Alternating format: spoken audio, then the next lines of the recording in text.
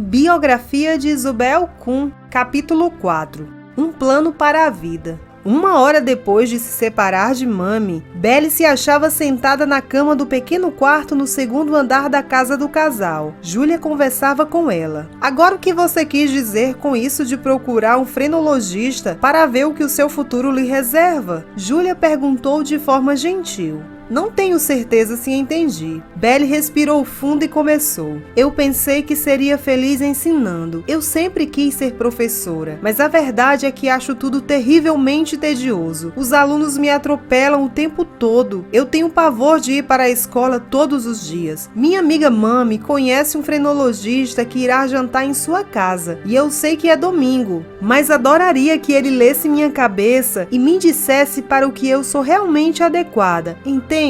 Entendo, respondeu Júlia. Houve uma longa pausa que Belly se sentiu obrigada a preencher. Então, eu estava pensando, você acha que haveria algum problema em eu ver um frenologista num domingo? Júlia balançou a cabeça negativamente. Belly, querida, acho que realmente não importa muito que dia da semana seja hoje.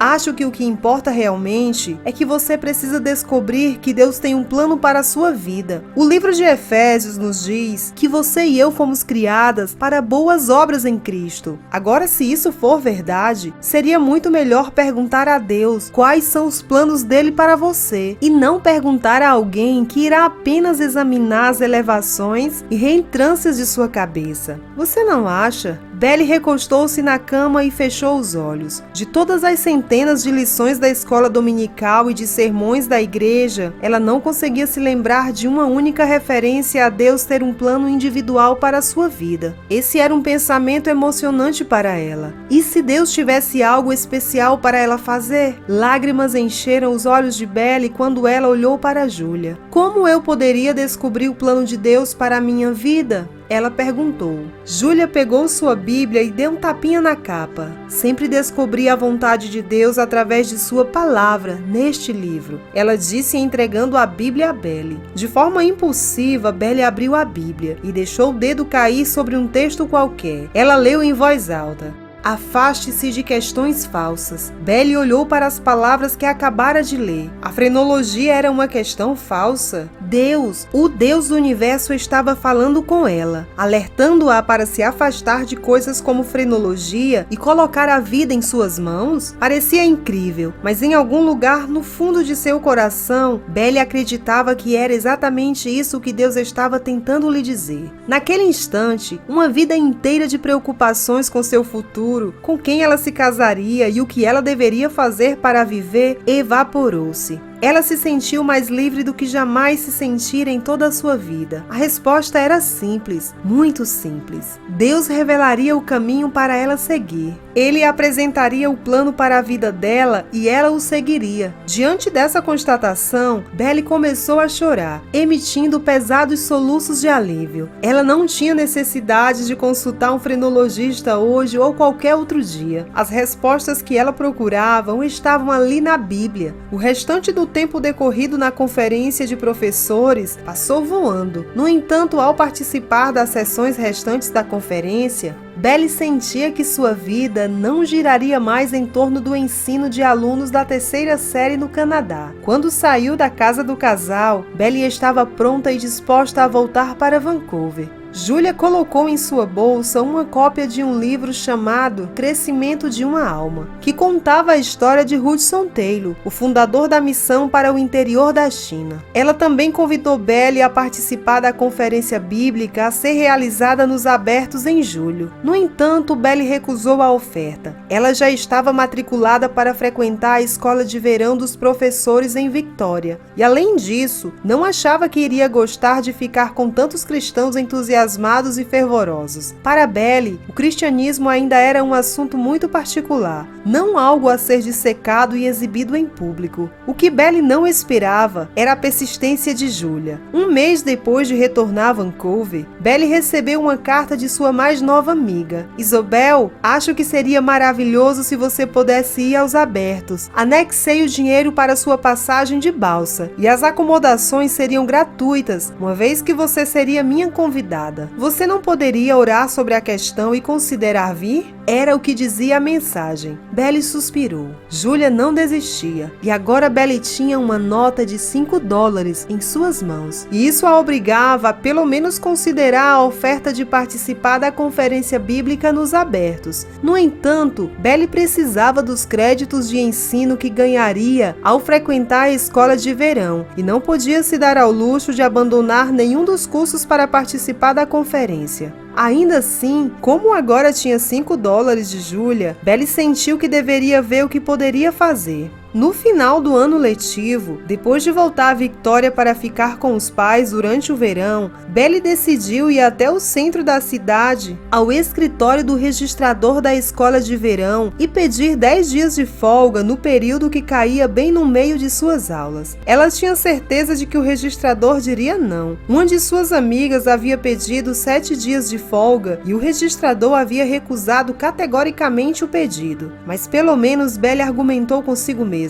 Ela teria tentado e poderia informar com total honestidade a Júlia que não poderia atender ao compromisso nos abertos. As coisas não aconteceram exatamente como Belly imaginara. Quando ela pediu a licença ao registrador, ele mal levantou a cabeça do livro contábil que estava estudando. 10 dias, ele disse. Você gostaria de 10 dias de folga para resolver um assunto pessoal, senhorita Millie? Quando? No meio da escola de verão. Belly respondeu. Tudo bem, o registrador concordou. Vou aprovar seu tempo ausente e ainda poderá receber todos os créditos pelos seus cursos. Divirta-se. Espero que não chova o tempo todo durante sua estadia. Belly deixou o escritório como se estivesse em transe. Ele tinha acabado de lhe dar 10 dias de folga, sem perder nenhum crédito. Aquilo simplesmente não parecia possível. Belly ficou muito emocionada. Isso era coisa de Deus. Isso fazia parte do plano que ele tinha para a sua vida. De repente, o pensamento de participar da conferência nos abertos animou Belly. Talvez Deus quisesse usar a conferência para lhe mostrar sua direção para a sua vida.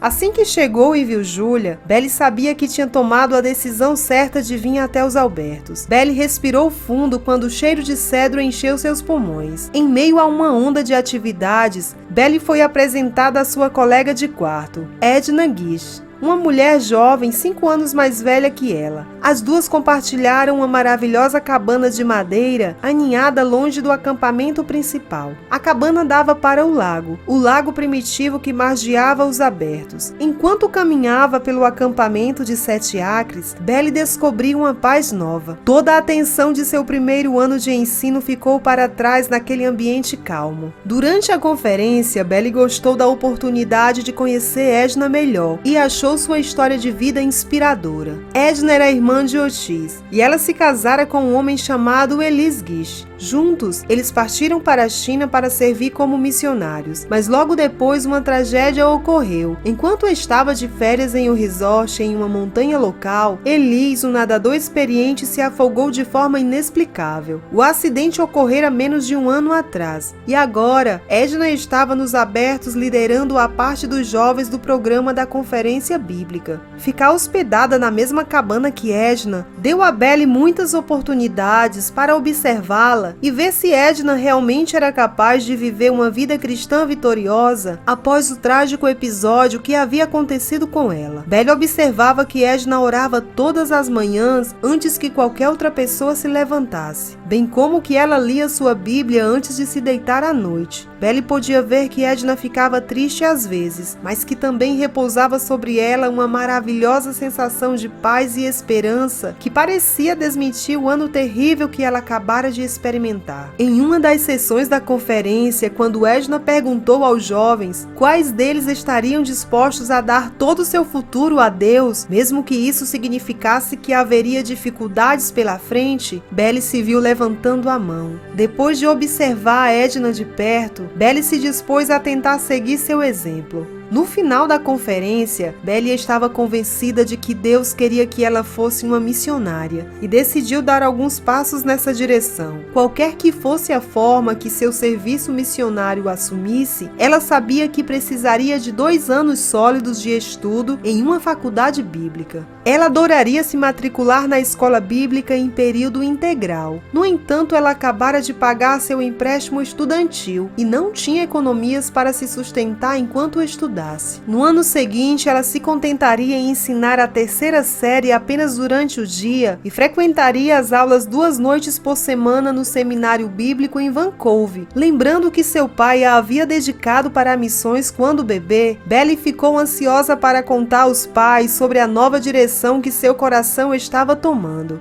Uma noite, durante o jantar na casa de seus pais, Belly anunciou: "Tenho notícias maravilhosas. Deus me chamou para o campo missionário estrangeiro, para a China, para ser mais exata." Belly observou o rosto da mãe ficar vermelho. Então ela respondeu de forma dura e malcriada: "Isobel Miller, você só será uma missionária sobre meu cadáver." Belly recuou em choque. Sua mãe realmente pronunciara aquelas palavras? "Mas mãe, você não pode estar falando sério." "Você me ouviu direito," sua mãe respondeu de forma enfática. "Não vou permitir que minha única filha vá para o exterior, viajar pelo mundo dependendo de caridade alheia. Apenas imagine pessoas passando o chapéu para levantar fundos para minha filha. Eu nunca poderia viver com toda essa vergonha." Belly pediu licença da mesa de jantar, vestiu o casaco e saiu de casa. Ela caminhou sozinha por um bom tempo, tentando digerir o que acabara de ouvir de sua mãe. Aquilo não fazia sentido algum. Afinal, sua mãe era presidente da Sociedade Feminina Missionária da Igreja Presbiteriana desde que Belly começara o ensino fundamental. De fato, toda a educação de Belly girava em torno de servir aos outros em nome de Deus. Qual poderia ser o problema de querer servir a Deus como missionária? Vários dias depois, quando as coisas em casa se acalmaram, Belly perguntou ao pai o porquê da resposta de sua mãe. Ele balançou a cabeça. "Sua mãe tem certas ideias estranhas," disse ele, "e não dá para saber de onde elas vêm. Contudo, posso lhe dizer uma coisa: ela está ficando cada vez mais preocupada com o fato de você querer ser uma missionária. Toda vez que tento discutir com ela essa ideia, ela começa a chorar ou a fazer um escândalo. Receio que seja demais para ela." Ele se virou para Belly com os olhos cheios de lágrimas. O pai falou: "Vou ter que pedir para você não puxar esse assunto com ela novamente. No que diz respeito à sua mãe, você não será uma missionária, e eu não estou disposto a confrontá-la com isso. Não tenho a menor ideia do que isso pode fazer a ela," concluiu ele com a voz embargada. Mais uma vez, Belly se sentiu totalmente traída, desta vez por seu pai.